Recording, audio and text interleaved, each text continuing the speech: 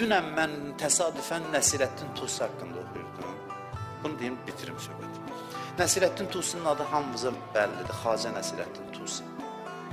Böyük alimdir. 100 cilddən artıq kitabı var. Astronomiya, riyaziyyat, fizika mövzusunda, tibb, fəlsəfə, hər mövzuda, əxlaq, məntiq mövzusunda. Dünya elminə əvəzsiz töhfələr vermiş şəxsdir. Yəni, bəşər tarixində öz yeri olan bir şəxsiyyətdir. 1253-cü ildə bilirsiniz ki, Hülakü xanın yürüyüşü olur yaxın şərqə və Nəsirəddin Tusi də ondan orada tanış olur. Bu gəlirlər, biraz viran eləyirlər müəyyən elm mərkəzlərini filan. Tanış olur Nəsirəddin Tusi ilə, heyran qalır bunun elminə, elm dəryasında danışığına. Bunu təyin edir müşavir, vəzir. Olur xanım vəziri, Hülakü xanım vəziri.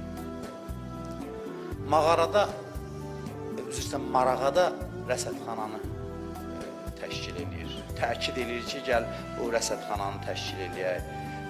Əvvəl razılaşmır, 400.000 dillər kitab toplayır ona.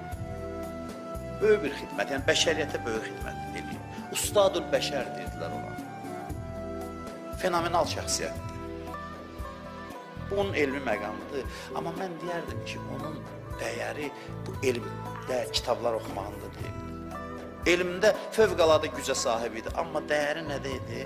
Allah və dostlarını iqtida eləmişdi. Ona görə əxlaqı ilahi əxlaq idi. Bir nəfər kişi gəlir onu görməyə, vəzir gəlir görməyə gəlir, kasıb məhrum kişidir. Gəlir, nəsə bunu məəttəl edirlər, saxlayırlar, orada sarayda yaşayır da Xacə.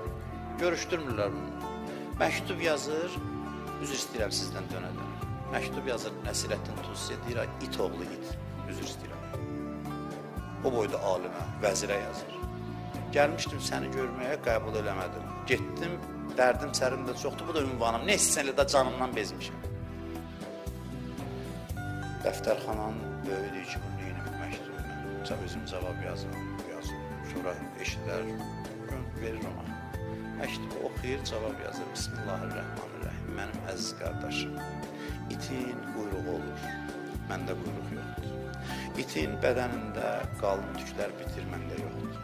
İt hürür, mən hürmürəm, danışıram. İtin dişləri it olur, mənim dişlərim adidir. Mən it deyiləm.